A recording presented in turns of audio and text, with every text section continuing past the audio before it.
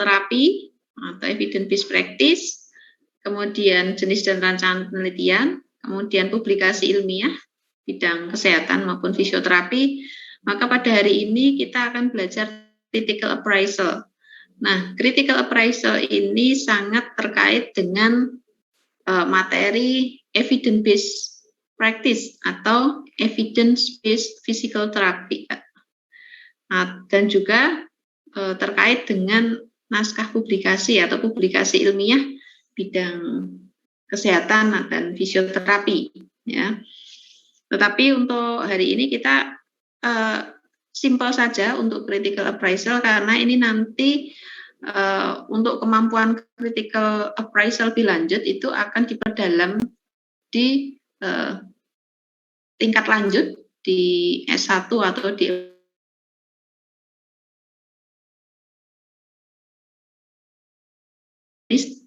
setidaknya Anda paham bahwa ada konsep namanya critical appraisal dan bagaimana caranya, ya. Jadi saya mengikuti dari capaian pembelajarannya saja bahwa mahasiswa mampu melakukan critical appraisal terhadap artikel ilmiah fisioterapi atau kesehatan. Ya, sebelum ke sana, maka dalam dunia ilmiah, dalam bidang publikasi ilmiah maupun bidang ilmu pengetahuan di bidang kesehatan, maka posisi kita itu di mana? Siapa kita? Apakah peserta, ataukah juri, ataukah penonton? Dalam dunia publikasi ilmiah, dalam dunia penelitian maupun publikasi ilmiah, siapakah kita? Apakah kita peserta, orang yang aktif ikut melakukan penelitian, kemudian melakukan publikasi ilmiah di bidang kita, ataukah juri, kita adalah para ahli di bidang penelitian maupun publikasi dan bertindak selaku reviewer, menilai para peneliti-peneliti yang lebih muda atau di peneliti-peneliti yang kelasnya di bawahnya, kemudian untuk sebagai reviewer, ya, konsultan maupun reviewer untuk menilai ini layak atau tidak dipublikasikan, untuk mengkritisi juga. Ataukah kita penonton, bukan ahlinya yang mereview, menilai, konsulennya, bukan pula orang yang aktif dalam bidang penelitian maupun publikasi ilmiah, ya. Kalau saat ini ya posisi Anda masih penonton, ya, tetapi penonton yang bagaimana? Apakah penonton yang cerdas ataukah penonton yang ikut aja, ikut aliran? Itu mau dibawa kemana ikut aja, nggak pernah mengkritisi, ya. Ini bagaimana posisi kita dalam era evidence based medicine, evidence based practice ini?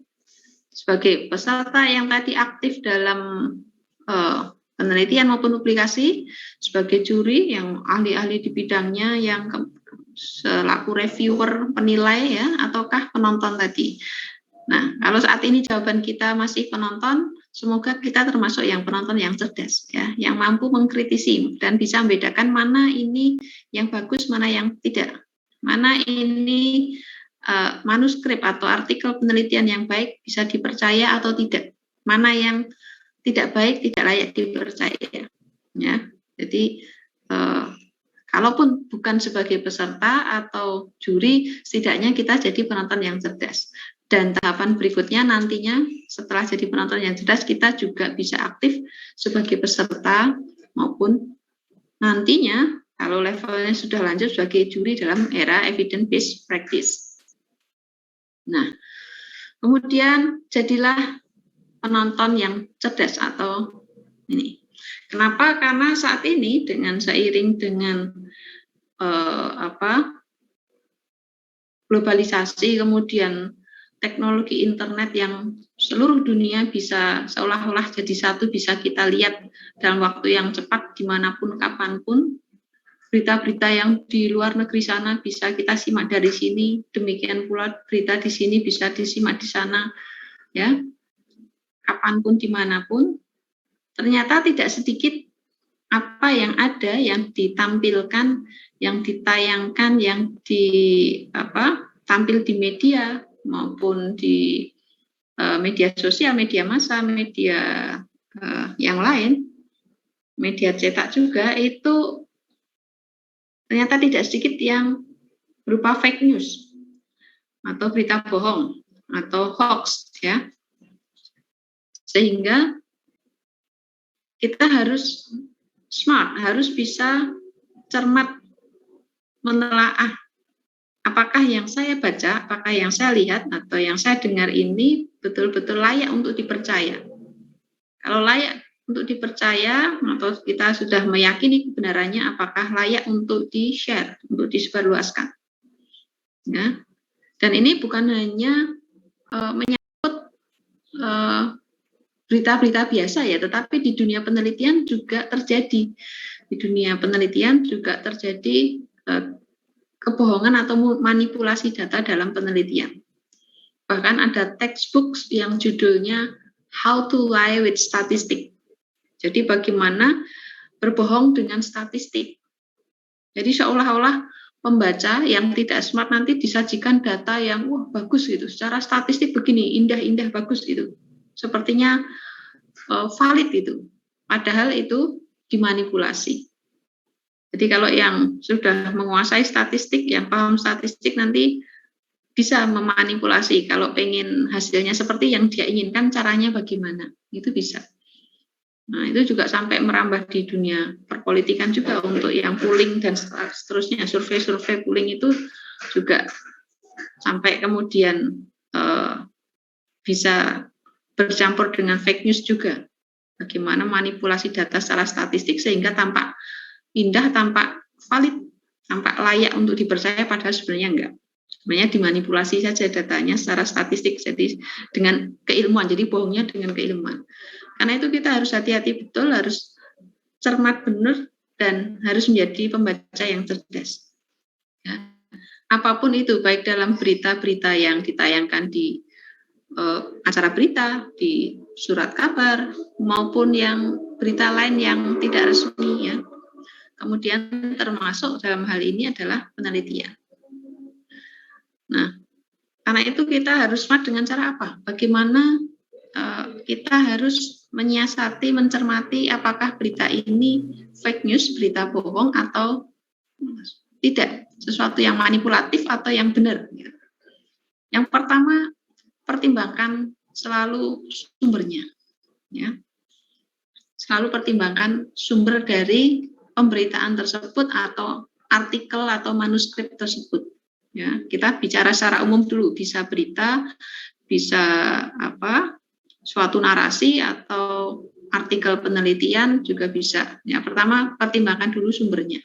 Misalnya kalau kita kemarin berbicara manuskrip dipublikasikan di sebuah jurnal. Jurnal itu ada level-levelnya. Ada jurnal internasional terindeks Scopus, ada jurnal internasional bereputasi, ada jurnal internasional yang biasa, ada jurnal nasional terakreditasi, ada yang tidak terakreditasi, begitu ya. Level-levelnya banyak. Nah, di antara jurnal-jurnal itu ada yang namanya jurnal predator. Jadi dia cuma jurnal abal-abal ya. Jadi misalnya saya membuat sebuah jurnal karena saya tahu misalnya ini banyak dosen maupun mahasiswa bidang fisioterapi kesulitan untuk naskah publikasinya di bidang fisioterapi misalnya, padahal mereka sangat butuh itu untuk entah untuk kenaikan jabatan fungsional, entah untuk syarat lulus kuliah atau apa misalnya. Kemudian saya menerbitkan jurnal abal-abal misalnya, ya, yang tentu saja orientasinya adalah uang. Nah, siapa yang menerbitkan di situ yang penting siap bayar berapa nanti cepat, jadi nggak perlu di review secara kritis, nanti pasti terbit gitu.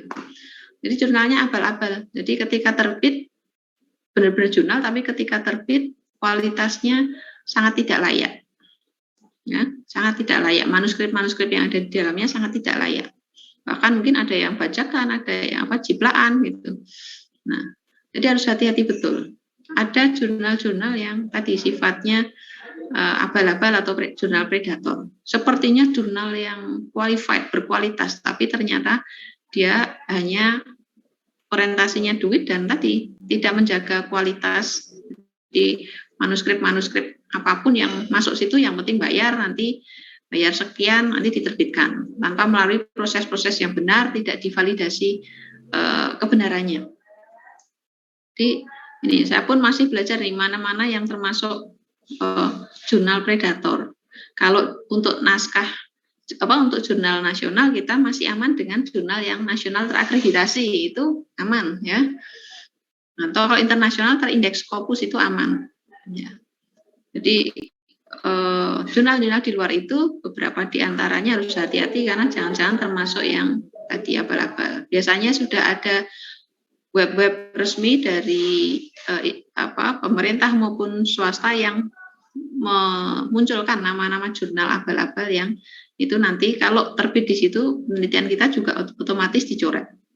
Walaupun penelitiannya benar, naskahnya bagus, tapi kalau terbitnya di jurnal abal-abal atau jurnal predator nanti otomatis tercoret. Kenapa? Jurnalnya udah nggak benar, maka isi-isinya nggak layak dipercaya. Karena itu harus hati-hati betul. Yang pertama tadi ya, jadi pertimbangkan sumbernya di mana. Kalau penelitian diterbitkan di mana, harus hati-hati. Ini jurnalnya qualified atau enggak, penerbitnya dulu. Ini lembaga institusinya, lembaga penelitiannya atau institusi yang menerbitkan itu benar-benar track recordnya bagus atau tidak. Ya. Kemudian di situ cek the author, dicek pengarangnya, penulisnya siapa, betulkah penulisnya itu apakah kredibel, apakah itu benar-benar nama yang real. Kita sering misalnya dapat postingan di WA gitu, apalagi kalau postingannya cuma kopas gitu, nanti kan diubah bisa. Yang sampai bertahun-tahun ada yang terkenal misalnya tips sehat menurut dokter siapa, padahal itu nggak ada. Ya, jadi comot-comot saja nanti bisa diisi, digonta-ganti namanya. Nah, apalagi kalau cuma kopasan di WA itu sangat riskan. Nah, di dunia penelitian juga gitu, dicek pengarangnya atau penulisnya. Apakah mereka kredibel? Bisa kita lihat track record-nya. Kemarin sudah saya contohkan ya, paling sederhana kalau di Indonesia pakai track record-nya lewat Sinta kemarin. Dicek nama pengarangnya itu, dilihat track record-nya. Oh, ini benar kredibel. Sudah penelitiannya begini-begini, berarti memang benar track record-nya bagus. Atau paling sederhana kalau bingung Sinta, kemarin saya tunjukkan dengan Google Scholar. Nah, Google Scholar dicek, bisa ketik namanya, bisa muncul bagaimana track record dari penelitiannya. Kemudian cek juga tanggalnya, kapan tanggal itu dibuat dan kapan diterbitkan. Karena misalnya saya mengirimkan manuskrip saya, contoh real saja, saya mengirimkan manuskrip saya Desember 2020 ke jurnal UGM, salah satu jurnal di UGM. Tapi antreannya banyak, dan yang jurnal yang saya kirim itu bukan terkait COVID, tapi yang lain. Ya. Nah, ternyata sama jurnal tersebut yang didulukan karena ini baru musim COVID, bukan antreannya bisa nembus didulukan adalah yang penelitian terkait COVID. Jadi saya walaupun sudah dari Desember 2020 hampir setahun ya ini belum muncul, belum terbit. Baru di review satu kali ronde pertama, first round. Itu masih ada beberapa hal yang perlu dibenahi, sudah saya kirim balik, belum dilanjutkan reviewnya di tahap kedua. Ya, karena ini. Jadi nanti ketika terbit jurnalnya nanti akan manuskripnya itu akan tertulis dia diterima tanggal berapa, kemudian terbit tanggal berapa. Atau kalau itu nggak ada, bisa dicek di metodologi penelitian. Dia dibuat kapan? Oh, ini penelitiannya dilakukan tahun 2018. Sementara sekarang jurnalnya terbit karena panjangnya antrian, jurnalnya baru terbit tahun 2021. Nah, masih relevan atau tidak? Kadang perlu dicek atau tidak. Atau kalau berita-berita secara umum, kadang itu tentang masa lalu ya tepat, kebijakan itu tepat dilakukan di masa lalu karena situasinya waktu itu seperti itu. Nggak bisa dihakimi dengan masa sekarang yang jauh beda karena kondisi sekarang berbeda. Kalau dihakimi dengan kondisi yang sekarang itu namanya nggak adil. Gitu. Masuk tadi penelitian juga dilihat, masih nggak relevan. Dia jurnalnya terbit kapan, masihkah relevan dengan kondisi saat ini. Kemudian dicek biasnya. Ya, kemarin kita mengenal ada bias-bias pada rancangan penelitian, misalnya saja rancangan penelitian cross-sectional. Cross-sectional rancangan penelitiannya, misalnya di 5 ayam telur, nggak tahu mana yang benar-benar sebagai case control, ada selection bias sama recall bias. Ada bias-bias itu dicek apakah ada bias pada yang saya baca ini. Kemudian dicek lagi ya, ini misalnya tanyakan kepada ahlinya, kalau bingung tanyakan kepada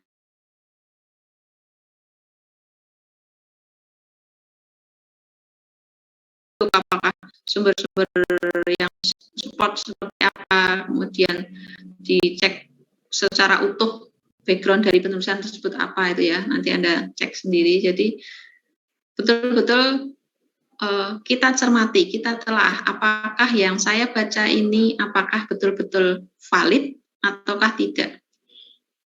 Kalau benar-benar valid, apakah bisa diaplikasikan, apakah layak untuk di-share, disebarluaskan. Jangan apalan pengennya sindrom di media itu adalah kayaknya paling hebat kalau yang paling ngeduluan share. Padahal kadang share belum baca apa yang di-share. Ya, belum tahu apakah yang di-share itu benar atau tidak. Yang penting, wah ini langsung di-share. Begitu terima, share gitu. Padahal ternyata yang di-share adalah fake news atau hoax. Ya, jadi itu sekarang hati-hati kalau ada mulutmu harimau kamu, sekarang jarimu sekarang. Jarimu harimau kamu, karena risiko besar kalau. Kemudian kemarin sudah saya sebutkan bahwa metode ilmiah dalam penelitian itu memiliki keterbatasan. Kenapa? Karena panca indera kita itu terbatas. Maka pengamatan yang dilakukan dalam penelitian harus hati-hati supaya apa yang disimpulkan dari data penelitian itu tidak keliru. Ya, dalam kemarin kalau misalnya terkait yang COVID ya kemarin ya, yang seminar kemarin webinar, misalnya menilai derajat sesak napas pasien. Nah, misalnya betul-betul pengukurannya harus benar. Berapa derajat sesak napasnya dengan skala Borg misalnya. Kemudian spasme otot-otot pernapasan pasien. Kemudian aktivitas fungsionalnya. Kemudian mobilitas sangkar torak dan lain itu harus pengukurannya harus cermat. Harus metodenya benar, tekniknya benar, alat ukurnya juga valid supaya hasilnya valid. Anda pengen meneliti tentang obesitas, tetapi timbangannya nggak valid. Orang yang beratnya 50 kilo, kalau ditimbang pakai timbangan yang Anda gunakan, beratnya bisa jadi 48 kilo. Nah, nggak valid. Nanti ketika digunakan dengan penelitian, dengan alat ukur yang nggak valid tadi, nanti data yang diperoleh dari penelitian juga nggak valid. Nggak layak dipercaya. Jadi alat ukurnya harus valid dan reliable, harus dikalibrasi, metode pengukurannya harus benar sesuai SOP, ya.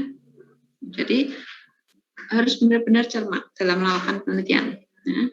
Nah, kadang karena keterbatasan panca indera kita dalam pengambilan data tadi ada keterbatasan, bahkan ada kekeliruan. Karena itu harus hati-hati. Ya. Karena selalu saya katakan bahwa kebenaran ilmiah itu sifatnya tentatif, tidak mutlak, tidak absolut, hanya bersifat sementara waktu. Ya. Karena itu konsekuensi pentingnya adalah evidence-based practice dan lifelong learning. Praktek berbasis bukti-bukti ilmiah. Dalam menjalankan praktek kita sebagai fisioterapis, sebagai dokter, sebagai bidan, sebagai perawat, itu berdasarkan bukti-bukti ilmiah yang ada di dunia publikasi ilmiah di bidang kita.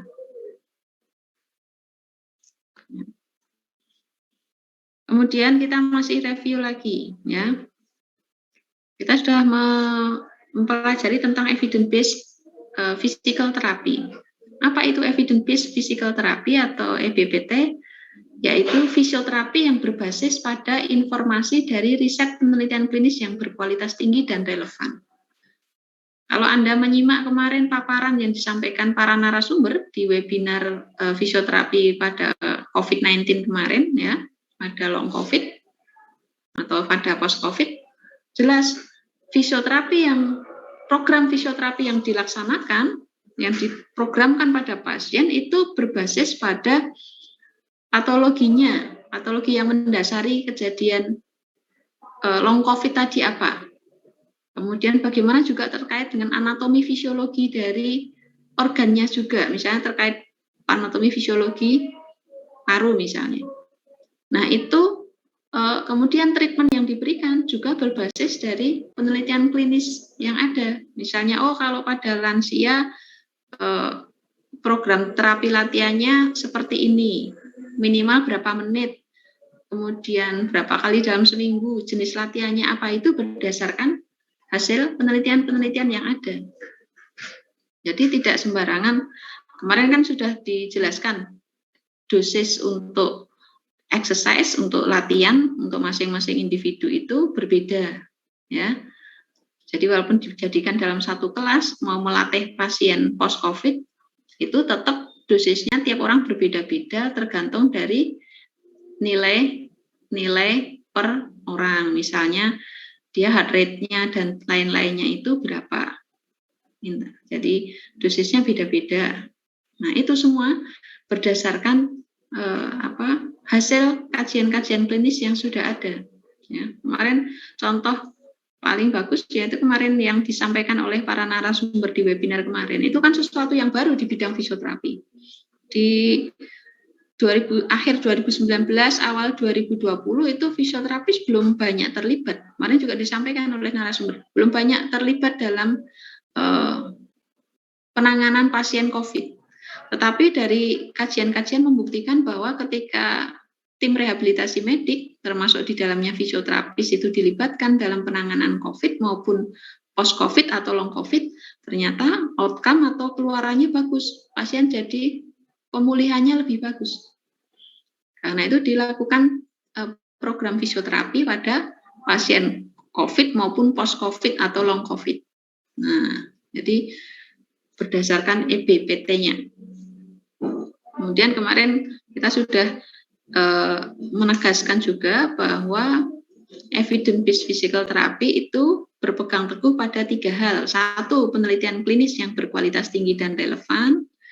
2, preferensi atau pilihan pasien. 3, pengetahuan praktek klinis fisioterapis. Ya, bayangkan Anda misalnya pulang ke kampung halaman, misalnya Iqbal ini kembali ke Natuna ya, kalau nggak salah. Misalnya di sana langsung, kan banyak kasusnya gini, mahasiswa kita begitu lulus langsung kembali ke kampung halamannya dan langsung jadi fisioterapis satu-satunya di rumah sakit daerahnya. Jadi langsung jadi PNS dan jadi satu-satunya fisioterapis di sana. Nah, misalnya Iqbal balik ke sana dapat kasus COVID. Nah, padahal selama praktek klinis 6 bulan misalnya belum pernah menangani pasien COVID, cuman dapat teorinya tapi belum pernah menangani langsung pasien COVID waktu praktek jadi mahasiswa. Begitu pulang ke kampung halaman sudah sebagai fisioterapis, Anda harus menangani pasien COVID. Anda cuma ingat teorinya tapi prakteknya gimana? Belum pernah misalnya ketemu langsung dengan pasien COVID. Nah, Anda harus bagaimana? Ini adalah Anda melaksanakan mempraktekkan evidence-based physical therapy. Ya. Jadi menurut kajian-kajian terbaru, apa peran fisioterapis pada COVID? Ya. Anda bisa dengan browsing di internet bagi mencari artikel-artikel atau manuskrip atau artikel penelitian yang terkini secara internasional maupun nasional, bagaimana peran fisioterapis pada pasien COVID, bagaimana programnya apa saja, dosisnya berapa, atau bisa tadi dengan webinar-webinar tadi, ya. aktif melakukan webinar. Kemarin dari webinar sudah dijelaskan oleh para narasumber bagaimana patologinya COVID dan post-COVID itu, long COVID, bagaimana peran fisioterapis pada kasus itu, apa saja program fisioterapinya, dosisnya bagaimana, kemudian kapan harus menghentikan, kalau ada latihan kapan harus dihentikan. Nah, itu kan sudah ada. Nah, itu contoh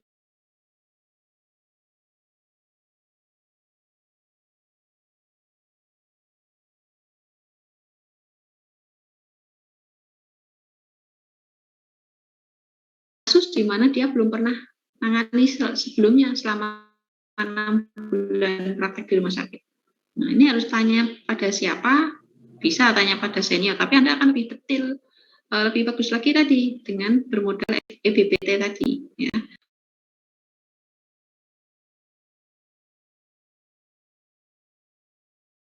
Pun melalui webinar, melalui sharing-sharing ilmu.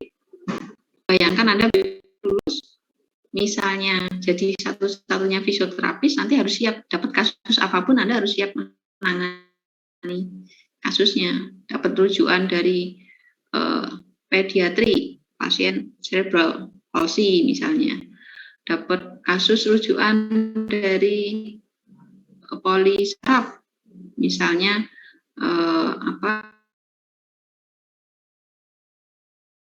kolum femur dengan pemasangan Austin Moore protese.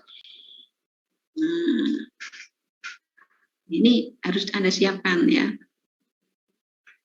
Nah, apabila penelitian klinis yang berkualitas tinggi dan relevan tersedia, maka praktek yang baik harus menggunakan sumber-sumber informasi lain seperti teman sejawat, pedoman panduan klinis, pengetahuan klinis, dan penelitian lainnya yang kualitasnya lebih rendah. Makanya saya katakan kalau dari evidence base itu kita sudah berupaya mencari, kok belum ada, maka bisa kita menggunakan sumber informasi dari para senior kita, para ahli di bidangnya yang kita tahu gitu. Atau kalau ada pedoman SOP ya pakai itu.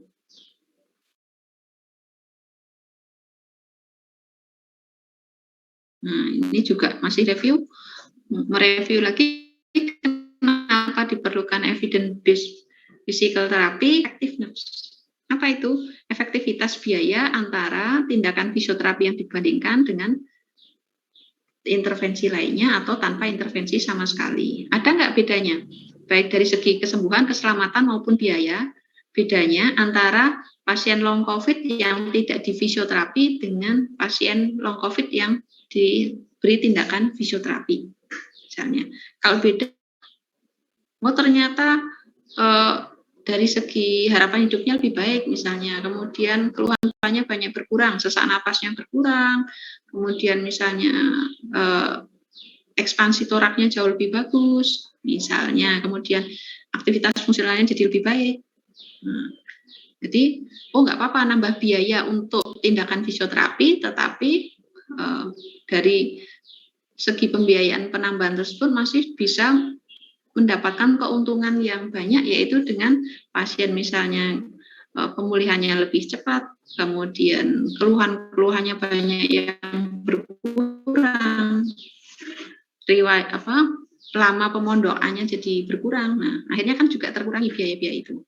Ya. Nah, kemudian ini juga sudah kemarin ya, tujuan EBPT untuk apa? Memastikan bahwa seluruh keputusan klinis untuk pasien berdasarkan bukti terbaik yang tersedia. Ya. Kemudian menyelenggarakan perencanaan dan layanan klinis yang lebih baik, ya, dan seterusnya. Ini kita sudah review. Nah, kita kembali ke 5 langkah evidence base kemarin. Ya, evidence base itu pertama kita harus paham dulu kenapa dan apa dan bagaimana evidence base physical therapy. Apa pentingnya kita melakukan evidence base physical therapy, ya, agar tercapai efektivitas tadi ya, cost effectiveness, efektivitas antara biaya yang dikeluarkan oleh pasien dengan manfaat dari terapi yang kita berikan. Ya. Kemudian Kalau sudah memahami konsep ini, kita kemudian masalah kita apa? Misalnya, apa program fisioterapi pada long COVID? Misalnya, Anda membandingkan terapi apa untuk fisioterapi pada long COVID ini? Apakah teknik breathing exercise yang paling sesuai, ataukah positioning-nya, ataukah terapi latihan yang paling sesuai? Ya, Anda membuat pertanyaan dengan tabel Pico, sudah dipraktekkan ya, kemarin saya cek ya. Untuk tabel Pico-nya mayoritas sudah benar di sini, untuk tabel Pico-nya yang Anda buat di penugasan. Kemudian acquire, ya, ini masih berlanjut dengan tabel Pico ini, kemudian kita mencari berdasarkan kata kunci yang kita buat di tabel Pico, kita cari, browsing artikel-artikel ilmiahnya, kemudian kalau sudah ketemu, nah langkah yang ketiga adalah appraise, melakukan telaah kritis terhadap tadi naskah ilmiah tadi, publikasi ilmiah tadi. Barulah kalau sudah ditelaah kritis mana yang paling benar, maksudnya paling valid, paling layak dipercaya, dan bisa diaplikasikan di lapangan, barulah diaplikasikan. Kalau sudah diaplikasikan, dilakukan evaluasi. Ya, dilakukan evaluasi. Ini kemarin 5 langkah pertama bertanya, ubah kebutuhan informasi menjadi pertanyaan klinis, misalnya. Kemudian, misalnya terkait program fisioterapi apa yang paling tepat untuk post-COVID atau long COVID. Ya. Dan Pico atau Picot. Kemudian kalau sudah dilacak, cari dengan browsing, cari di internet penelitian-penelitian yang terkait fisioterapi pada long COVID. Setelah ketemu, misalnya ketemu 10, nah dari 10 itu dilakukan telaah kritis. Mana yang paling valid, paling benar metodologinya, kemudian hasilnya bisa valid sehingga layak dipercaya. Kemudian dari 10 misalnya yang valid, hasilnya valid, layak dipercaya, misalnya ada 5. Nah, dari 5 itu Anda nilai yang bisa Anda terapkan di klinik yang mana? Karena boleh jadi dari 5 itu ada beberapa yang nggak bisa dilakukan di klinik karena keterbatasan alatnya misalnya, atau keterbatasan SDM-nya, ya, atau pembiayaannya terlalu tinggi sehingga tidak bisa diaplikasikan di tempat Anda. Nah, dipilih. Nah, nanti dari yang valid-valid itu dipilih mana yang paling layak untuk diaplikasikan. Setelah terpilih yang diaplikasikan, barulah diaplikasikan ke pasiennya. Setelah diaplikasikan, didokumentasikan hasilnya bagaimana, dilakukan penilaian. Ternyata setelah saya aplikasikan metode ini ke pasien saya, ternyata oh memang benar perbaikannya jadi lebih bagus. Ya, misalnya. Nah, karena itu yang hari ini kita akan membahas tentang yang ini langkah ketiga, bagaimanakah melakukan telaah kritis atau potensi penerapan bukti ilmiah tersebut di klinik. Ya. Jadi harus melakukan telaah kritis, jangan semua yang ada di jurnal itu langsung dipercaya. Saya sudah beberapa kali menyampaikan naskah publikasi itu ada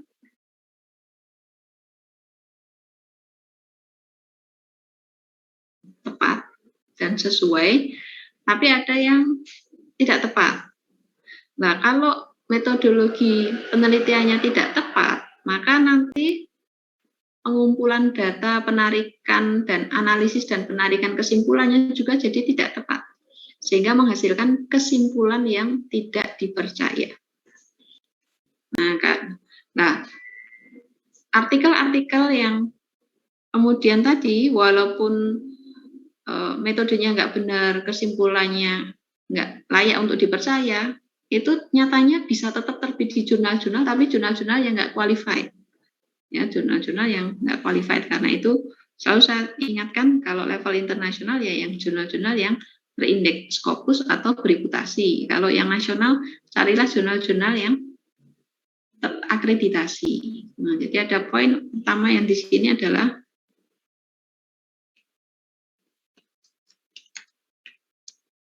tidak setiap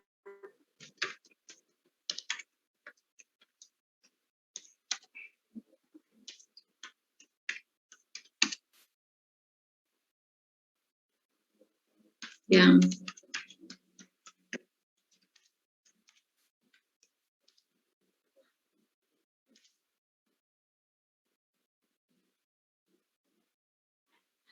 setiap atau tidak semua.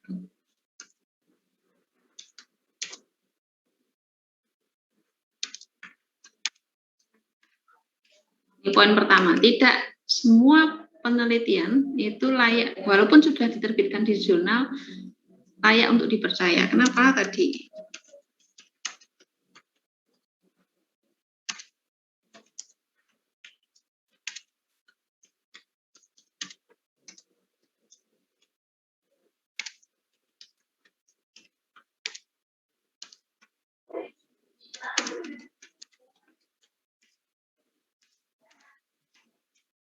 Tidak sesuai atau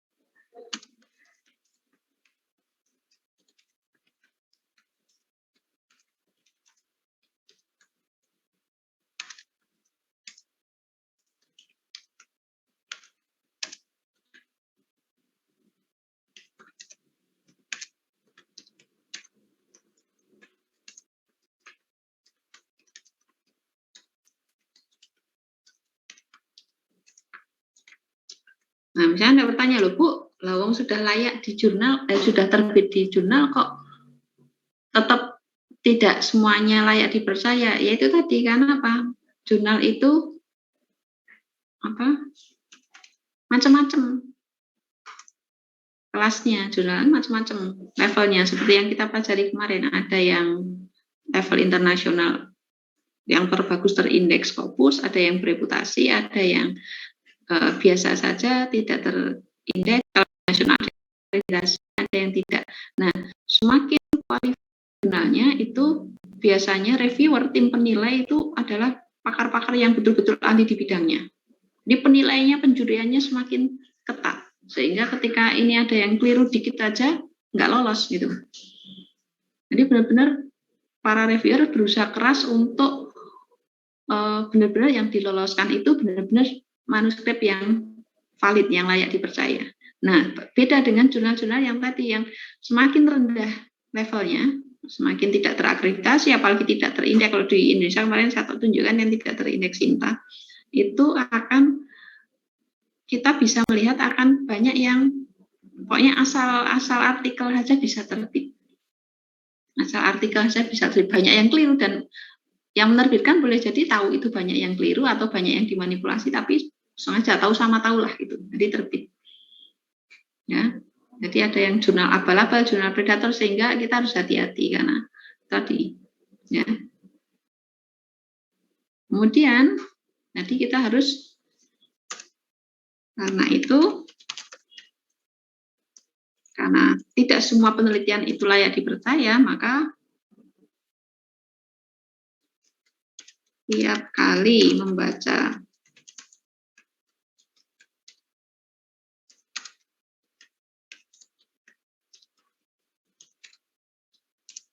perlu melakukan telaah kritis atau critical appraisal untuk menilai apakah tersebut valid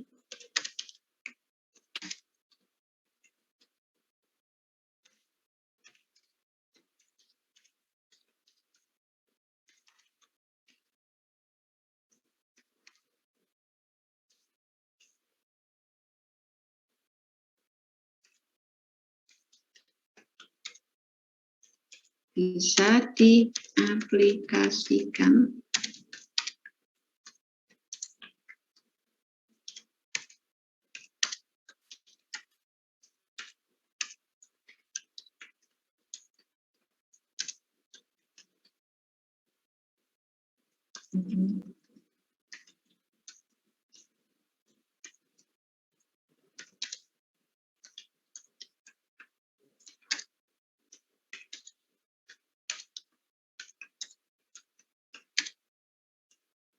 Nah, jadi 3 hal. Pertama adalah telah kritis itu untuk menilai apakah manuskrip tersebut layak dipercaya atau tidak. Kalau valid, layak dipercaya, apakah hasilnya bisa diaplikasikan? Karena ada hasil-hasil yang valid, tapi tadi ada yang biaya mahal, tidak layak di tempat kita. Kita kerjanya di institusi yang terbatas dari segi pendanaan. Alat-alatnya harus canggih, di tempat kita nggak tersedia. Oh, berarti ini valid tapi nggak bisa diaplikasikan, misalnya. Nah, kemudian kalau sudah valid dan bisa diaplikasikan, bagaimana hasilnya setelah diaplikasikan? Apakah setelah diaplikasikan itu pasiennya outcome-nya jadi lebih baik? Apakah kemudian dari segi keluhannya berkurang, pemulihannya menjadi lebih cepat, ya misalnya? Nah, itu harus dipantau. Jadi pentingnya telah kritis terutama untuk menilai tadi apakah valid atau tidak, apakah bisa diaplikasikan, kalau bisa apakah pasien menjadi lebih baik atau tidak. Kalau tidak valid jangan diaplikasikan. Kalau valid tapi kondisinya sangat beda dengan tempat kita, jauh beda, ya sudah, walaupun valid jangan diaplikasikan. Ya. Jadi tidak asal kemudian wah ini kemudian kebanggaan, wah ini dari jurnal ini harus begini, pokoknya harus begini, mau nggak mau harus begini, padahal di tempat kita banyak keterbatasan di kliniknya atau di rumah sakitnya, maka nggak boleh diaplikasikan dengan tidak sesuai dengan kondisi yang berbeda. Nah, apa itu critical appraisal atau telah kritis? Yaitu suatu proses secara hati-hati dan sistematis untuk memeriksa suatu artikel atau suatu penelitian itu, ya, untuk menentukan apakah ini bisa dipercaya, apakah nilainya itu relevan, ya, dengan kondisi yang ada. Apa itu telah kritis? Yaitu metode yang sistematis untuk menilai hasil, validitas, dan relevansi atau kegunaan dari suatu bukti ilmiah atau hasil penelitian sebelum digunakan untuk mengambil keputusan. Ya, jadi harus ditelah dulu, jangan sampai asal baca artikel terus langsung diaplikasikan, jangan juga. Kemudian critical appraisal ini merupakan bagian penting dari evidence-based medicine atau evidence-based practice atau evidence-based physical therapy. Kenapa? Karena berfungsi untuk menjembatani gap antara hasil penelitian dengan aplikasi di lapangan. Ya, tadi kalau hasilnya bagus, apakah bisa? Misalnya saja kemarin, ya, suatu evaluasi sistemik terhadap telah kritis tadi untuk menentukan apakah penelitian tersebut membahas suatu pertanyaan yang terfokus dengan jelas. Jika iya, apakah metodenya valid? Kalau valid, apakah penting hasilnya? Kalau penting, apakah dapat diaplikasikan? Jadi kalau satu atau beberapa dari 4 pertanyaan tersebut jawabannya tidak, maka penelitian tersebut tidak layak diaplikasikan. Ya, jadi masalahnya fokus dengan jelas atau tidak. Kalau iya, metode yang digunakan valid atau tidak. Kalau valid, penting nggak hasilnya untuk diaplikasikan? Kalau penting, bisakah diaplikasikan di pasien saya? Nah, sebenarnya poinnya di situ. Nah, poinnya. Jadi sekali lagi, kita seolah-olah sedang menjadi juri dari yang menilai ini naskah yang penelitian yang terbit di jurnal ini itu layak atau tidak untuk dipercaya, kemudian penting atau tidak untuk diaplikasikan, ya. Dan kalau penting, bisakah diaplikasikan di pasien saya? Gitu. Jadi kita menjadi juri dari jurnal-jurnal dari artikel tersebut. Misalnya yang kemarin, saya carikan saja misalnya, kemarin yang tidak semuanya yang di webinar ya, kemarin saya presensi.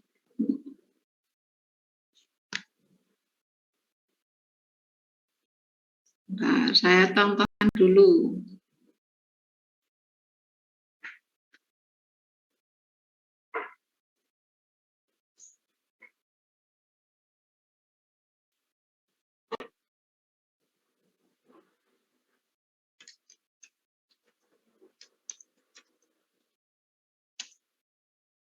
Ada COVID.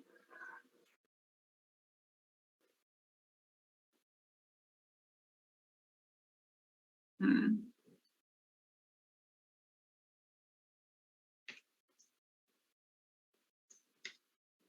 kita cari yang bahasa Indonesia dulu aja sebelum.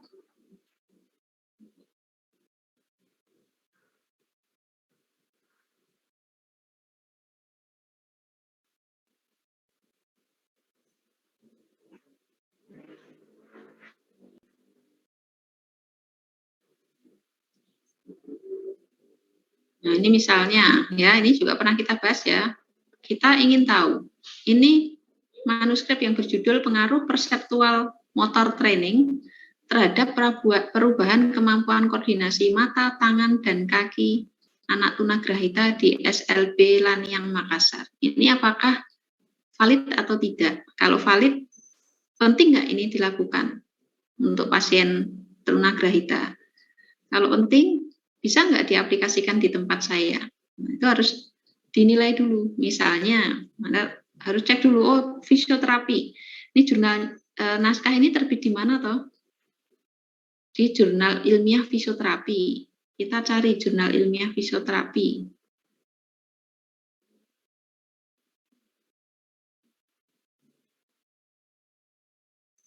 Jurnal ilmiah fisioterapi ini terbitan mana? Ini dari IEU ya.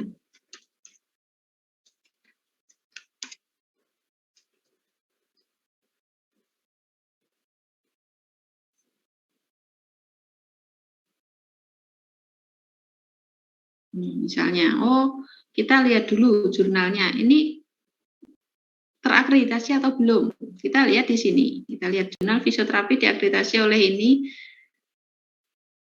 nomor SK-nya sekian. Kalau kita lihat kemarin sudah saya sampaikan, kalau di Indonesia akreditasinya itu untuk Ristek BRIN itu menilai nanti diperingkatkan dari 1 sampai 6, level 1 sampai 6. Yang disebut terakreditasi, benar-benar terakreditasi itu yang maksudnya peringkat 1 dan 2.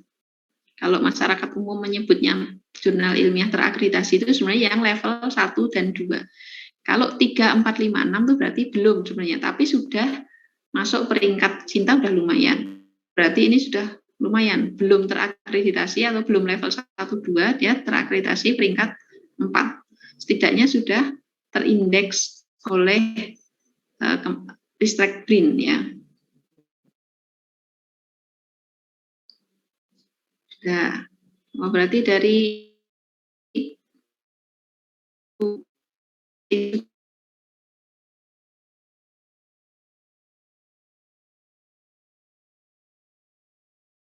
kan ini.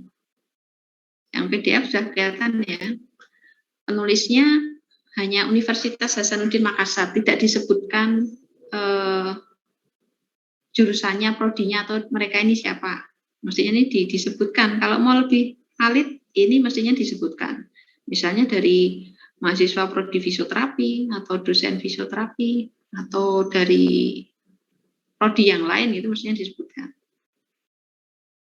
Dan kita lihat dari abstraknya. Cara nulis abstraknya udah benar atau belum, ada latar belakang. Latar belakangnya, anak tunagrahita adalah anak yang memiliki tingkat intelektual yang rendah dari anak normal seusianya sehingga cenderung mengalami hambatan di beberapa aspek kehidupan seperti kognitif, motorik, sosial, dan emosi. Anak tunagrahita ringan merupakan populasi terbesar dari berbagai kategori anak tunagrahita. Tujuan penelitian ini apa? Disebutkan di sini. Untuk mengetahui pengaruh perseptual motor training dalam meningkatkan kemampuan koordinasi mata, tangan, dan kaki anak tunagrahita ringan di SLB Taniang, Makassar. Dan metodenya di sini sudah disebutkan desainnya, quasi experimental design dengan rancangan one group pretest and post-test. Siapa sampelnya? Anak tunagrahita ringan berusia 10-14 tahun yang mampu dalam melakukan komunikasi. Jumlah sampelnya berapa? 17 anak. Nah, ini kalau kita mau mengkritisi sebenarnya akan lebih bagus kalau sampel tuh enggak sesedikit ini. Semakin banyak itu semakin bagus. Kenapa? Jadi sampel itu ibarat kalau kita misalnya masak sop 1 panci, kemudian kita ingin mencicipi. Lebih valid mana dalam mencicipi? Hanya 1 tetes pipet itu, atau 1 sendok nyicipinya, atau 1 mangkuk? Hasilnya dalam mencicipi sop, lebih valid yang mana? Lebih valid yang 1 mangkuk. Nah, dalam 1 mangkok dapat kuahnya, rasanya bagaimana, sudah pas atau belum bumbunya, juga dapat sayurannya. Dalam 1 mangkok, oh sayurannya masih mentah atau sudah matang atau setengah matang. Dagingnya sudah matang atau belum. Nah, kalau dalam 1 pipet, mau mengicipi kuahnya saja, kurang banyak ini. Baru sedikit, jadi masih ragu, ini kurang apa ya? 1 sendok udah lumayan, tetapi sayuran, daging, dan lain kan nggak ketahuan masih mentah atau sudah matang. Jadi konsepnya ngambil sampel, jumlah sampel itu ibarat kita ngicipi, mengambil sampel sop untuk menyimpulkan bahwa sop itu sudah enak atau belum, sudah pas atau belum, baik dari segi rasa, kematangan, dan lain-lain. Sehingga kalau semakin sedikit sampelnya, sebenarnya hasilnya menjadi kurang bagus, hasil penarikan kesimpulannya. Kenapa? Ibarat kita ngicipi dengan 1 tetes pipet, setetes saja untuk menyimpulkan bahwa sop ini sudah enak, lezat banget, dagingnya sudah empuk, sudah matang, kan nggak bisa. Nah, jadi kalau kita mengkritisi yang contoh yang di sini, dari segi sampel dia masih terlalu sedikit, baru 17 anak. Nah, ini juga saya sampaikan kelemahan untuk penelitian di bidang fisioterapi, itu mayoritas sampelnya yang di Indonesia ya, itu mayoritas sampelnya sedikit-sedikit sekali. Padahal semakin sedikit sampel, memang kalau sedikit ya tenaga, dana, waktu akan menjadi lebih sedikit. Tetapi hasil penelitian kita menjadi kurang valid. Ya, karena itu kalau melakukan penelitian jangan malah orientasinya sampelnya sedikit, mestinya diperbanyak. Ya, diperbanyak. Ya, itu tadi ibarat ngicipi sop 1 panci kok cuma setetes, ya hasilnya kurang valid dalam ngicipi. Lebih valid mana? 1 tetes pipet, 1 sendok makan, atau 1 mangkuk? Ya, lebih valid yang 1 mangkuk. Untuk menyimpulkan bahwa sop yang di panci itu bumbunya sudah pas, dagingnya sudah matang dan empuk misalnya, kemudian sayurannya juga sudah matang. Seperti itu. Nah, kritisi saya untuk contoh bagaimana kita mengkritisi yang di ini, kita baru baca abstraknya ya. Ini adalah jumlah sampel penelitiannya kok sedikit sekali ini, 17 anak. Nantinya kalau Anda sudah kuliah lebih lanjut di D4 atau S1, S2, nanti akan dapat ilmu bahwa sampel yang ideal itu berapa? Ya tergantung rancangan dan jenis penelitiannya. Itu nanti yang apa, nanti ada rumusnya sendiri-sendiri. Rancangan quasi eksperimental ada sendiri rumusnya, rancangan case control ada sendiri rumusnya. Ya. rancangan cross seksional ada sendiri rumusnya, terus jenis penyakitnya apa itu akan menentukan berapa sampel yang layak. Jadi pakai rumus besar sampel. Dengan hitung-hitungan rumus nanti akan ketahuan, oh untuk penelitian saya ini sampel minimal yang paling sesuai adalah misalnya 50 orang misalnya, 100 orang. Jadi tergantung rancangannya, tergantung jenis masalahnya, dan lain-lain. Nanti dimasukkan di rumus. Nah, pada yang ini yang kita kritisi pertama adalah jumlah sampel penelitiannya cuma 17. Itu terlalu sedikit untuk bisa diambil kesimpulan yang benar. Ya. Kemudian mengikuti persepsional motor training yang dilaksanakan sebanyak 12 kali dalam waktu 4 minggu. Hasilnya uji statistiknya sudah benar pakai Shapiro-Wilk test, kemudian uji hipotesisnya dengan PRD test sudah benar, kemudian kesimpulannya memberikan pengaruh yang signifikan. Nah, ini kita lihat dulu apakah betul seperti itu. Karena begini, kalau nanti Anda sudah belajar statistik akhirnya akan tahu kalau sampelnya terlalu sedikit, walaupun ada perubahan itu kadang nggak kelihatan. Nah, jadi kadang ini beneran nggak kalau saya jadi pengujinya di situ, penguji misalnya ini kan hasil KTI atau tesis misalnya, saya jadi pengujinya dengan sampel 17 anak, betulkah datanya seperti itu? Karena kadang dengan sampel sedikit akhirnya peneliti diam-diam mengubah, memanipulasi datanya supaya kelihatan ini jadi membaik. Nah, ini udah satu sering temuan ini berkali-kali. Ini saya nggak jadi penguji tesis pun ketika ikut serta dalam seminar tesis atau disertasi, tanya ke penelitinya ketika dia ceramah. Kalau sampelnya sedikit, kok hasilnya bagus banget, beneran bagus atau datanya dimanipulasi. Kita lihat dari segi pendahuluan. Ini pendahuluan dia cerita tentang latar belakang penelitian ya.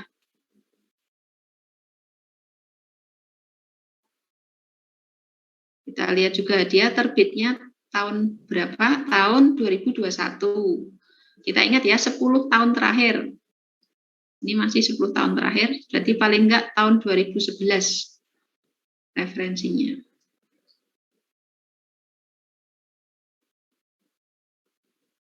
Nah, ini kemudian di latar belakang juga disebut di pendahuluan disebutkan latar belakang sama tujuannya. Tujuannya untuk ini mengetahui pengaruh persepsual motor training terhadap perubahan kemampuan koordinasi mata, tangan, dan kaki. Kita secara cepat saja. Kemudian metodenya, penelitiannya kuasi eksperimental ya, karena peneliti melakukan intervensi penanganan terhadap subjek ya, tapi bukan tikus-tikus di lab ya, ini berupa pasien-pasien di masyarakat, sehingga formatnya adalah kuasi eksperimental. Desainnya one group, pre-test, and post-test. Artinya apa? Satu grup sampel yang 17 tadi, sebelum dilakukan penanganan, dilakukan pengukuran terhadap masalahnya dulu. Kemudian setelah dilakukan treatment selama 4 minggu, setelah dilakukan intervensi selama 4 minggu, dilakukan pengukuran ulang terhadap masalah yang ada. Jadi pengukurannya sama, apa yang diukur itu masalahnya sama. Perbedaannya kemarin ada yang ikut webinar, menjalani pre-test dulu kan 5 soal. Untuk mengetahui kemampuan Anda pada tahap awal sebelum webinar itu seperti apa. Setelah diberi intervensi berupa webinar, diberi ilmu baru, Anda menjadi lebih paham nggak? Untuk itu, supaya tahu webinarnya bermanfaat atau tidak, panitia melakukan post-test. Post-testnya dengan apa? Soal yang sama tadi, 5 soal yang ada di pre-test, diberikan lagi saat post-test. Logikanya, kalau Anda menjadi lebih paham, menyimak webinar dengan benar sehingga menjadi lebih paham, logikanya mestinya nilai post-test Anda lebih baik daripada pre-test. Misalnya pre-testnya itu dari 5 soal benar 2, skornya 40, begitu post-test misalnya benar 4 jadi 80. Oh, berarti ada peningkatan pemahaman. Nah, pada kasus ini juga dilakukan pretest. Pretestnya apa? Berupa pengukuran masalahnya, bagaimana kemampuan koordinasinya. Koordinasi anak-anak tunagrahita ini ya terhadap mata, tangan, kaki tadi. Sebelum dilakukan intervensi, dibandingkan sesudah intervensi, diukur lagi sesudah intervensi. Kemudian ini dijelaskan di sini, perceptual motor training dalam penelitian ini terdiri dari beberapa teknik yang bertahap setiap minggunya, unilateral, bilateral, cross-lateral, dan combined activities. Dilakukan sebanyak 12 kali untuk 4 minggu. Minggu pertama, teknik latihannya di sini sudah disebutkan oleh peneliti. Ini ya, bisa dibaca lebih detail. Minggu kedua, cross lateral activities. Ya, minggu ketiga, sama minggu keempat. Nah, yang perlu dikritisi dari ini, kalau saya misalnya diminta mengkritisi, dia tidak menyebutkan ulang di metode ini. Rancangannya sudah benar, quasi eksperimental, one group, pretest, and post test.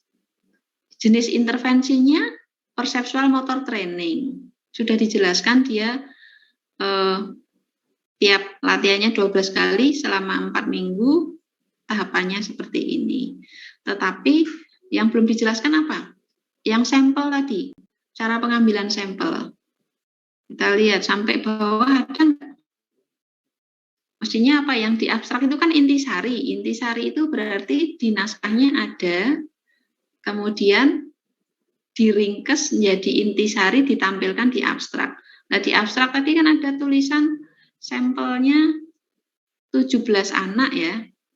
Anak tunagrahita ringan berusia 10 sampai 14 tahun yang mampu melakukan komunikasi berjumlah 17 anak. Ini kan intisari dari naskahnya.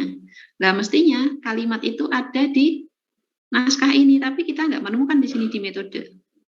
Nah, kritisi saya yang kedua adalah mana ini sampelnya? Kok tidak disebutkan sampelnya itu siapa? Anak tunagrahita ringan. Yang disebut tunagrahita ringan itu yang bagaimana? Itu mestinya dijelaskan. Kemudian berusia, kenapa milih usia 10 sampai 14 tahun? Kenapa jumlahnya berapa? 17 nggak disebutkan dan kenapa milih 17? Nah, yang kriteria inklusi atau kriteria untuk memasukkan sampel ke penelitian ini bagaimana? Tidak ada. Kriteria mengeluarkan juga nggak ada, inklusi eksklusi. Jadi untuk metodologi saya banyak rapor merahnya di sini untuk terkait manuskrip yang ini. Tadi di metode kita anggap saja yang di pendahuluan sudah bagus, kita anggap gitu. Tapi di metode tidak disebutkan jumlah sampelnya siapa, kriteria seseorang bisa direkrut jadi sampel atau kriteria inklusi itu apa, kriteria seseorang dikeluarkan dari penelitian atau kriteria eksklusi itu apa, jumlah sampelnya berapa dan kenapa jadi 17 itu dari mana dapatnya, gitu, apakah dari rumus atau apa nggak dijelaskan di situ, ya. Yang disebut bisa berkomunikasi itu alat ukurnya apa nggak disebutkan, ya.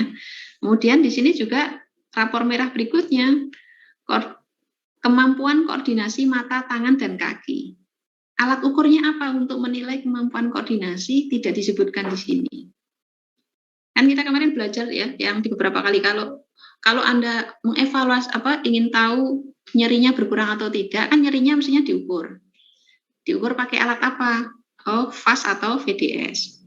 Kalau mengatakan lingkup gerak sendinya naik atau tidak, untuk tahu itu harus diukur. Alat ukurnya apa? Oh, goniometer. Untuk tahu kekuatan ototnya meningkat atau tidak, alat ukurnya apa? MMT.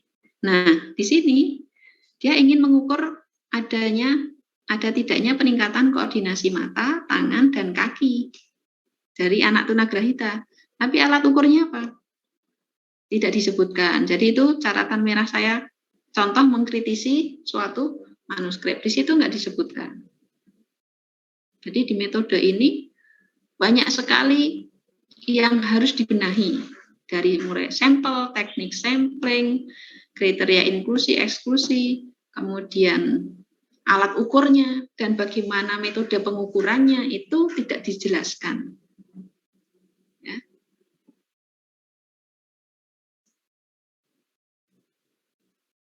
Ya.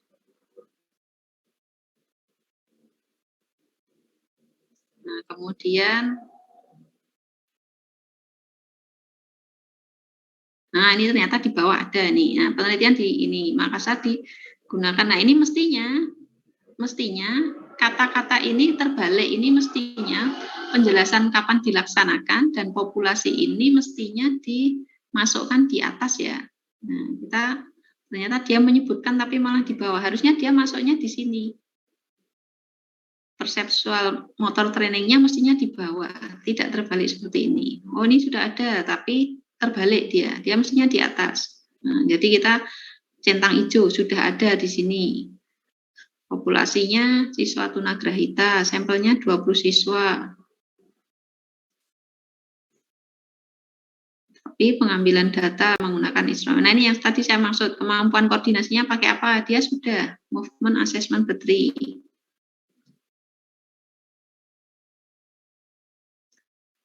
Nah, tapi ini tadi terbalik, ini mestinya di atas mestinya.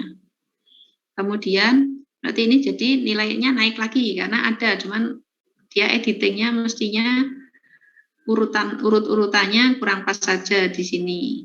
Instrumennya sudah disebutkan walaupun tidak dijelaskan dengan lebih detail bagaimana pemeriksaan pengukurannya. Dan analisis datanya sudah, hasilnya ini. Hasilnya ditampilkan. Ini saya secara singkat saja. Kemudian kita lihat penarikan kesimpulannya apa. Peneliti menyimpulkan bahwa terdapat perbedaan yang signifikan terhadap kemampuan mata, tangan, kaki ini. Ada perubahan bermakna. Kemudian kita lihat juga referensinya. Ada nggak yang lebih dari 10 tahun, kemudian kualitasnya bagaimana? Apakah banyak dari naskah publikasi yang lain atau dari buku-buku saja? Karena kalau lebih bagus adalah dari naskah publikasi yang lain dari jurnal-jurnal internasional. Oh, ini udah lumayan. Nah, jadi setelah kita lihat ulang, kita cek ulang, hanya sekilas saja ya. Ini kalau mau lebih detail telah kritisnya punya membaca dengan detail semuanya. Ini tadi sudah ada permaafan di sini ditulis ya. Sampelnya, kriteria inklusi eksklusi ada, alat ukurnya ada. Jadi yang catatan saya pada kasus ini hanya tinggal jumlah sampelnya masih sedikit. Ya, sehingga kalau saya masih, jadi ini beda-beda ya tiap penilai. Kalau menurut saya ini masih terlalu sedikit sehingga kalau mau mengatakan ini valid banget ya enggak. Perlu penelitian lebih lanjut dengan jumlah sampel yang lebih luas. Ya. Sehingga supaya hasilnya lebih bisa dipercaya. Karena kalau hasilnya sedikit itu sampelnya terlalu sedikit itu hasilnya biasnya bisa tinggi. Ya. Itu contoh sederhana saja. Nanti bisa melihat yang lain lagi. Penelitian yang lain lagi mungkin beda lagi temuannya. Misalnya efektivitas peningkatan aktivitas fungsional dengan intervensi ais massage dan terapi latihan pada kasus plantar fasciitis. Ya. Ini penulisnya, ini program studi D3 fisioterapi FKIK Abdul Rab Riau. Ini masih dengan jurnal yang sama ya. Nah, nanti contohnya tadi sama, Anda cek di abstraknya. Abstraknya sudah memuat hal-hal yang benar atau belum? Latar belakang dan tujuan penelitian. Ini latar belakangnya belum ditulis, langsung tujuan penelitian. Sampel metodenya mana? Di sini mestinya metode itu dia sampelnya. Nah, ini cuma 9. Oh, ini 9 pasien pada kelompok 1 dan 9 pasien pada kelompok 2. Ini sama ya, tadi sudah saya jelaskan. Mayoritas kritikan saya untuk seluruh penelitian fisioterapi di Indonesia adalah mayoritas, tidak semuanya, tapi mayoritas itu sampelnya terlalu sedikit. Sehingga kadang penelitian yang bagus, misalnya yang tadi, yang sebelumnya, sebenarnya konsepnya bagus, tetapi menjadi kurang gara-gara sampelnya terlalu sedikit. Coba sampelnya ditambah lagi, lebih banyak, maka hasilnya itu akan menjadi lebih valid. Ya. Tadi 17, yang ini 18. Ya kan? 9 di kelompok 1, 9 di kelompok 2. Kalau ditanya, Bu, yang sampel yang bagus yang berapa? Tadi saya katakan sesuai rumus besar sampel. Dihitung pakai rumus besar sampel. Hasilnya berapa ya tergantung hasil hitung-hitungannya tadi. Ya, yang paling bagus itu karena saya berkali-kali dapat ini ada yang cuma 13 sampelnya, ada yang cuma tadi ya ini yang di sini 9 dan 9. Nah, ketika sampelnya terlalu sedikit, hasilnya menjadi kurang layak untuk dipercaya. Kecuali kalau kasusnya memang benar-benar langka ya. Tapi kalau kasusnya memang banyak ya. Ini kan termasuk kasusnya bukan penyakit langka ini.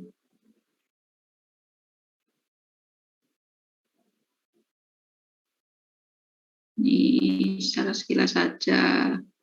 Nah, ini kalau saya yang bandingkan dibanding yang tadi, yang pertama tadi, lebih bagus yang pertama. Kenapa? Ini terlalu panjang lebar di pendahuluan. Kita lihat pendahuluan aja berapa halaman dia? 1, 2, 3 halaman. Maksudnya pendahuluan itu setidaknya cuma 1,5 halaman.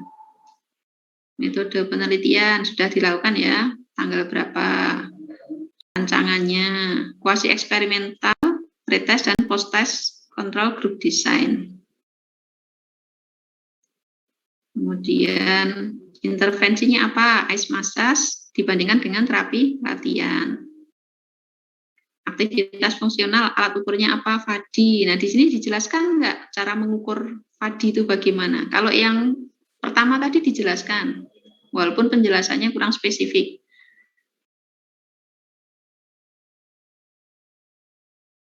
Nah, ini VADI-nya yang kurang dijelaskan.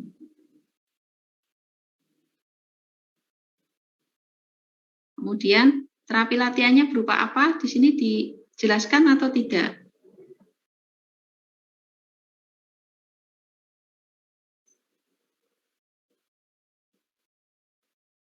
Di sini kalau kita lihat, enggak. Terapi latihannya berupa apa? Tidak. Ice massage-nya itu dosisnya berapa? Itu juga tidak dijelaskan ya. Pengambilan sampel, kriteria inklusi eksklusi, dua kelompok, eksklusi apa, eksklusinya apa, tidak disebutkan.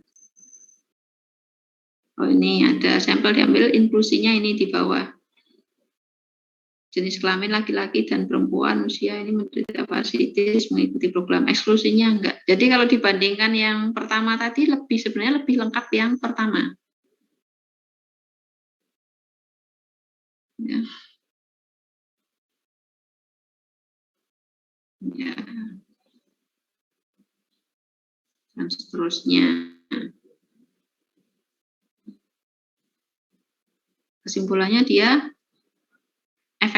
ada efektivitas peningkatan massage. Nah, padahal dia ingin membandingkan ice massage dan dibandingkan dengan kelompok kedua atau ini dibandingkan dengan terapi latihan. Mestinya dia kesimpulannya menyimpulkan mestinya loh ya. Misalnya mana yang lebih efektif? Yang pakai ice massage ataukah yang pakai terapi latihan? Mestinya begitu kesimpulannya. Nah, dia kan di sana sudah ada intervensi terapi latihan lebih efektif dibanding ice massage. Nah, di sini mestinya ditulis Karena kesimpulan itu menjawab apa yang menjadi tujuan penelitian. Tujuannya ingin membandingkan mana yang lebih efektif. Maka kesimpulannya harus menjawab bahwa misalnya terapi latihan itu lebih efektif dalam meningkatkan aktivitas fungsional pada plantar fasciitis. Tapi pada kasus ini enggak, di kesimpulan bunyinya enggak seperti itu. Jadi kalau di sini juga tidak bisa dipercaya 100%, ini harus banyak dibenahi penelitiannya. Jadi masih perlu banyak pembenahan. Ya, jadi tadi itu menunjukkan sebagai contoh saja, oh ternyata yang terbit di jurnal belum tentu valid ya, ternyata dari metodologi ternyata ada yang masih kurang pas ya. Pertanyaannya sudah terfokus dengan jelas, tapi dari 2 contoh yang tadi metodenya sebenarnya sudah lumayan mengarah, tetapi ada beberapa metode-metode yang hilang, yang kurang lengkap. Kemudian sehingga ini kemudian penarikan kesimpulannya juga menjadi yang kedua, terutama penarikan kesimpulannya juga menjadi kurang pas. Karena itu kalau saya ini, wah ini kurang bisa saya aplikasikan, karena untuk dipercaya aja nggak bisa 100% dipercaya. Ini, jadi kalau saya menilai jurnal yang tadi, artikel yang tadi, ini metodenya masih kurang tepat, penarikan kesimpulannya kurang valid, sehingga karena kurang valid, ya tidak layak untuk diaplikasikan. Kalau saya seperti itu, untuk tadi yang kasus yang 2 contoh tadi. Yang pertama sebenarnya sudah lumayan ngarah dibandingkan yang kedua, tetapi sama jumlah sampelnya terlalu sedikit, kemudian bagaimana penjelasan pengukuran koordinasinya bagaimana belum dijelaskan secara detail. Jadi jangan sampai kita begitu baca jurnal langsung dipercaya gitu ya, jangan langsung. Nah, itu tujuan critical appraisal adalah untuk tadi menelaah apakah valid atau tidak. Kalau yang valid apakah penting untuk diaplikasikan?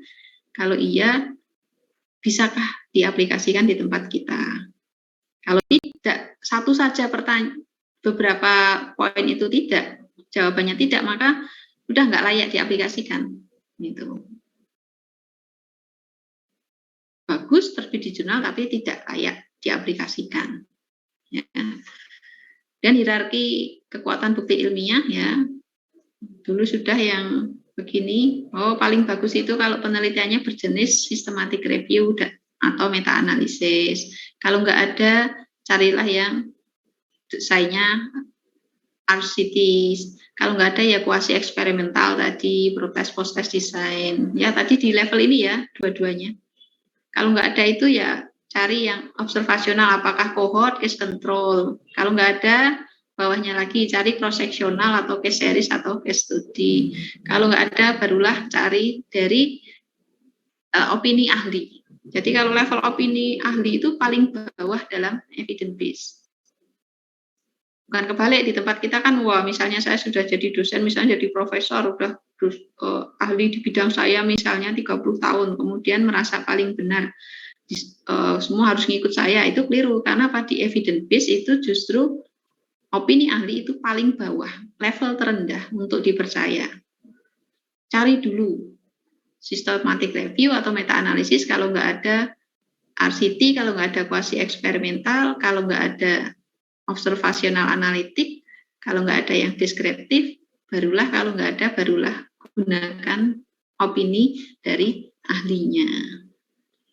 Nah ini berkebalikan, ya. Nah itu kalau yang benar-benar dalam sehari-hari dia mengaplikasikan konsep metode ilmiah, konsep evidence base itu, walaupun sudah ekspor itu biasanya malah rendah hati biasanya, enggak kemudian merasa paling pintar, kemudian harus semuanya benar, semua harus ngikut pendapat beliau, itu enggak. Ya, karena menyadari bahwa dalam era evidence base itu justru expert opinion itu yang paling level paling rendah. Baru digunakan kalau penelitian yang lain, level-level lain di atasnya tidak ada.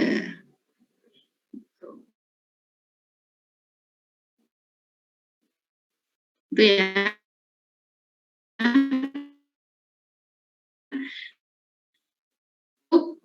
Saatnya menjadi juri, ya. Jangan hanya jadi penonton, tapi jadi juri. Setiap kali Anda besok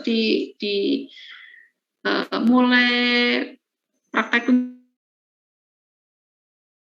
di S2, S3 itu akan banyak urusan dengan manuskrip, artikel-artikel di jurnal, maka tadi konsepnya jangan menganggap bahwa semua yang dipublikasikan di jurnal itu benar.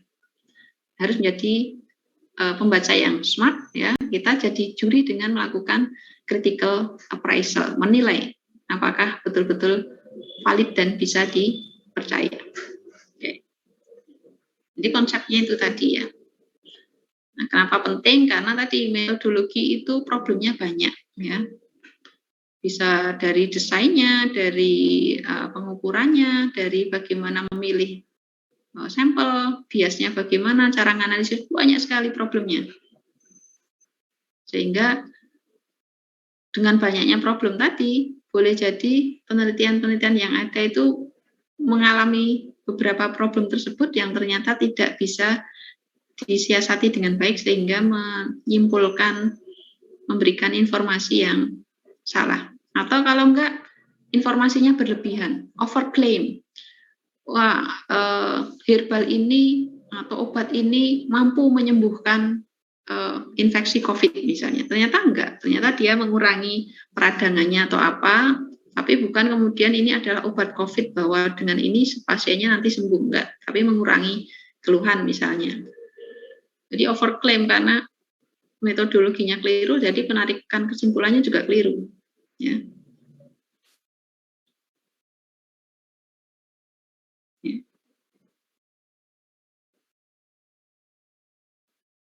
Nah, bagaimana melakukan critical appraisal tadi, karena critical appraisal bagian dari evidence based practice, maka lakukan EBPT pertama dan kedua dulu, ask and acquire. Buat rumuskan dalam bentuk pertanyaan, apa masalah yang ingin dicari tadi dirumuskan dalam bentuk pertanyaan. Kemudian yang kedua, kemudian buat tabel PICO atau PICOT. Setelah buat tabel PICOT, kemarin tugas-tugas Anda kalau tidak salah mayoritas benar untuk membuat tabel PICO. Nah, yang ketiga, appraise. Anda setelah tabel PICO, Anda browsing, baik artikel nasional maupun internasional terkait masalah yang Anda cari, itu di-appraise. Nah, di-appraise itu Anda telah kritis. Dari yang Anda temukan misalnya ada 8, ini yang valid layak dipercaya yang mana? Kalau sudah layak dipercaya, menurut Anda penting untuk diterapkan di klinis yang mana? Dan selain penting, yang bisa diaplikasikan yang mana? Jadi langkah ketiga itu bukan sekedar, kalau kemarin ya wajar ya, kan masih EBPT masih awal. Jadi Anda menemukan berapa, misalnya 8 itu, dari 8 itu Anda baca semua, Anda kritisi semua, kemudian Anda simpulkan dari 8 artikel yang membahas tentang masalah Anda tadi, yang valid yang mana, yang penting temuannya, dan penting untuk diaplikasikan yang mana, dan bisa diaplikasikan pada pasien yang mana. Jadi bukan sekedar bahwa semuanya ada 8, kesimpulannya A lebih baik dari B, bukan seperti itu.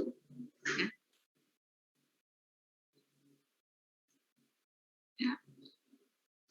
Untuk mempermudah critical appraisal, sudah ada tersedia, ini nanti bisa Anda browsing sendiri, ya. Masing-masing beda ya. Ada lembar tadi tinggal centang.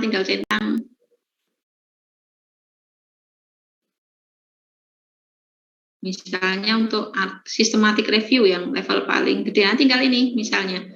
Kalau pada penelitian ini, misalnya tadi, penelitian ini Anda cari misalnya ada penelitian dengan rancangan systematic review. Anda memakai formulir ini untuk menilai, melakukan telah kritis atau critical appraisal itu sudah tersedia formulir-formulir untuk menilai atau melakukan telah kritis. Misalnya kalau rancangannya systematic review dengan rancangannya kuasi eksperimental akan beda formulirnya.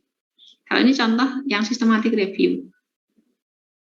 Misalnya ini dijelaskan sebelum Anda nyentang ya atau tidak atau enggak jelas. Misalnya, what question did the systematic... Jadi masalahnya apa sih? Masalah dalam penelitian itu apa? Mestinya yang bagus itu masalahnya itu dinyatakan dengan jelas. Ya.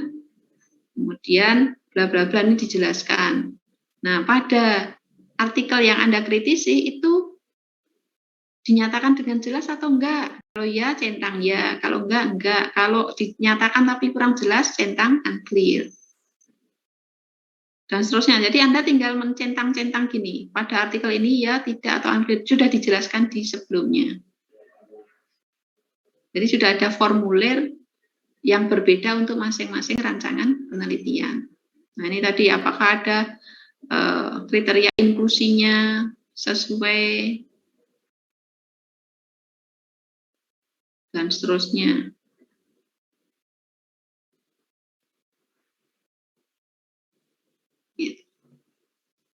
Nah, dari hasil nyentang-nyentang itu akhirnya akan ketahuan kesimpulannya, oh naskah ini layak atau valid atau layak dipercaya. Jadi sudah ada alat bantunya, Anda tinggal browsing di internet, misalnya critical appraisal form untuk jenis rancangan kuasi eksperimental misalnya. Itu nanti sudah ada. Nah, ini nanti lebih banyak prakteknya waktu Anda di ini ya, di D4 atau S1 nanti akan lebih banyak.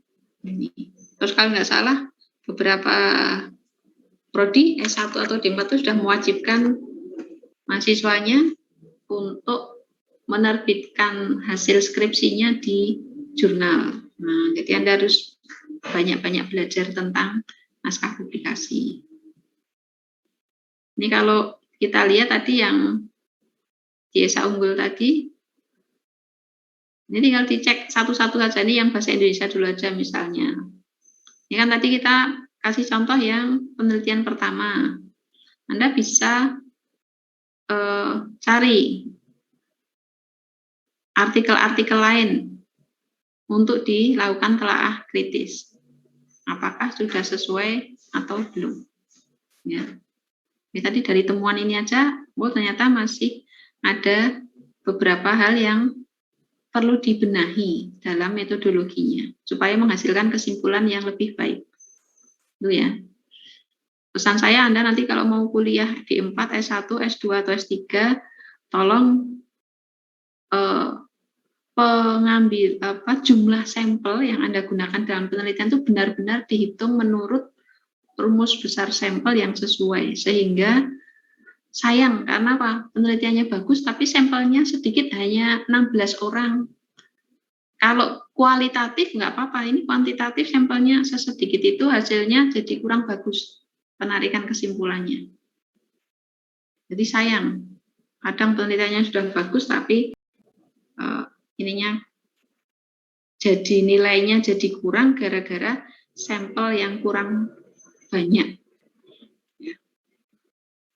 Ini saya soalnya bolak-balik baca entah di tesis, entah di jurnal-jurnal yang baik oleh mahasiswa maupun dosen di fisioterapi di Indonesia, kok sampelnya dikit-dikit terus gitu. Itu kurang banget gitu. Oke, apakah ada pertanyaan? Ini kita masih sesederhana itu saja karena untuk level D3 masih yang penting mengenal tentang pentingnya telaah kritis. Nah, saya carikan contoh.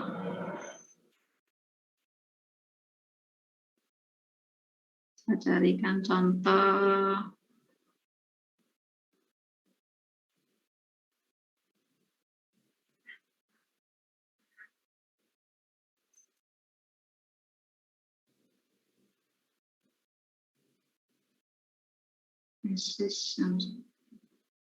Nah ya, saya tunjukkan contoh menghitung besar sampel.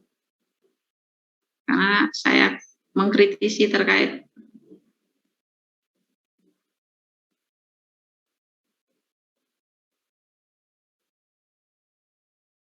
nah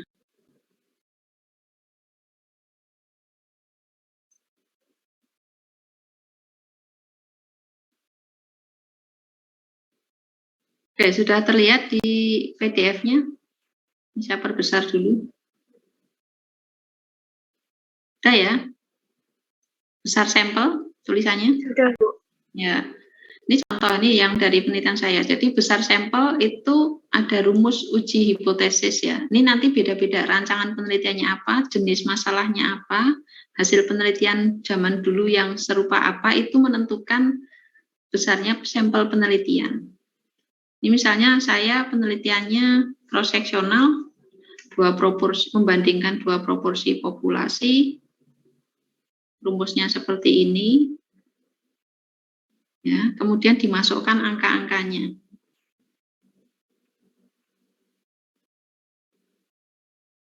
Nah, hasilnya adalah kelompok pertama 105, sehingga kalau dua kelompok berarti 2 kali 105, ketemunya 210 subjek. Nah, itu pun masih ditambah. Dari hasil rumus, itu 210 subjek, 210 orang. Itu masih harus ditambah 10% dari seluruhnya. Untuk apa? Antisipasi kalau terjadi sesuatu pada subjek atau datanya kurang lengkap. Ya, jadi diantisipasi dengan menambahkan 10% dari hasil perhitungan. Hasil perhitungannya 210, 10%-nya berapa? 21. Sehingga jumlahnya 210 tambah 21. Sampel minimal hasil perhitungan adalah 231. Itu sampel minimal. Yang sesuai syarat dari rumusnya, secara statistik memenuhi syarat dan hasilnya supaya bisa lebih valid. Kalau yang diambil pas sampelnya ternyata 232, boleh nggak? Boleh. Lebih banyak dari 231 boleh. Kenapa? Karena hitungan rumus sampel itu sampel minimal. Berapa sampel minimal yang harus diambil? Kalau 250 lebih bagus lagi, karena kan lebih banyak dari hasil hitungannya. Jadi kalau semakin lebih banyak dari hasil hitungan, lebih bagus. Karena konsepnya tadi, kita seperti mau menyimpulkan sup yang dipanci itu sudah enak atau belum, matang atau belum, dengan cara mencicipi sampelnya. Apakah mau hanya setetes pipet, apakah sesendok makan, atau semangkuk. Ya, semakin tadi, ketika mendekati semangkuk itu bisa mencicipi kuahnya, bisa mencicipi dagingnya, bisa mencicipi sayur-sayurannya, udah matang atau belum, udah empuk atau belum. Ya. Semakin sedikit, ibaratnya mencicipinya hanya 1 tetes pipet. Nah, jadi hasilnya kurang valid.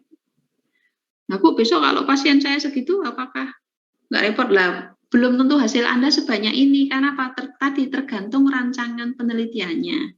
Karena rancangannya cross-seksional, ini wajar ketemunya banyak. Nah, kalau rancangannya besok Anda kuasi eksperimental, biasanya kan penelitian fisioterapi gitu, kuasi eksperimental, kemungkinan pasiennya jauh lebih sedikit. Misalnya 50 orang, 60 orang. Tapi kan setidaknya jauh lebih banyak daripada sekedar 17 orang. Ya. 17 dibandingkan 50 kan hampir 3 kali lipatnya. Nah, jadi saya lagi besok jangan lupakan perhitungan rumus ini. Supaya apa? Sayang, penelitiannya bagus kok jadi jelek gara-gara atau nilainya kurang optimal gara-gara sampelnya hanya 9, hanya 17 kayak gitu. Ya. Oke, sambil tunggu pertanyaan, sambil saya presensi ya. Hari ini nggak ada post-test untuk hari ini.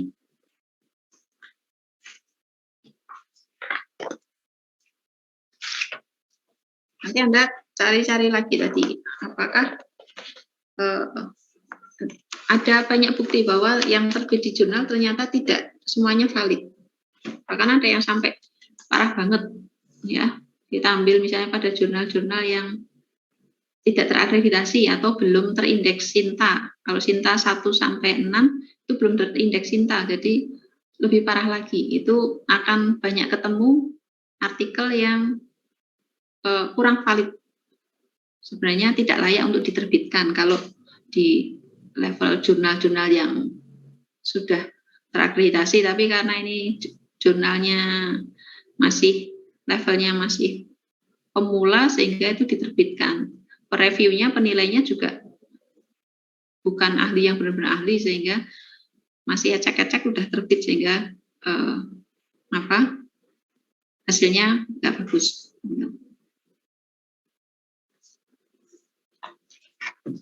Sambil saya presensi ya. Nanti sambil kita lihat nanti yang di kemarin di fisioterapi pada COVID kemarin aplikasinya bagaimana? Ana Amalia Fitri. Hadir, Bu. Damar Isani. Damar Isani. Tidak ada. Dika Meta. Dika Meta nggak ada. Diana Pratiwi. Diana Pratiwi masih rusak mikrofonnya. Derajat Adi. Hadir, Bu. Eli Zulfa. Hadir.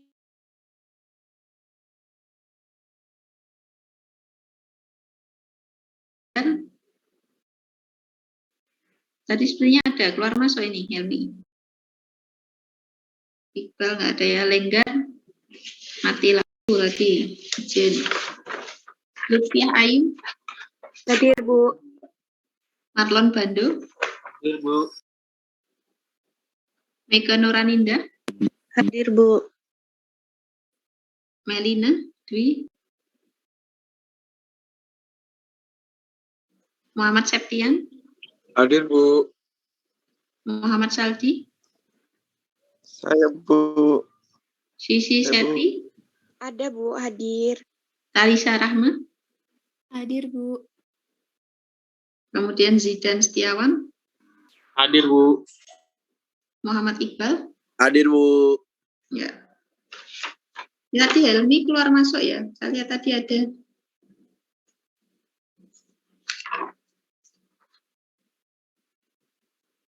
Oke. Oke.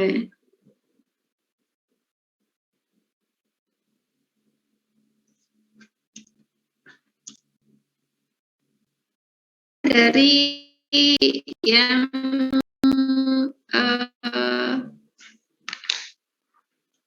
mengikuti webinar, saya presenti juga ya kemarin saya ikuti. Tidak seluruhnya hadir ya. Harap yang tidak hadir bisa minta file dari temannya yang hadir di webinar sehingga bisa sharing bisa mempelajari, karena nanti yang di sesi ke-14 seperti saya sampaikan di WA nanti tinggal kita review apa peran fisioterapi pada kasus COVID atau long COVID atau post COVID ya. Kemarin sampai sore saya juga ikut, pretest post-test juga ikut. Cuman setelah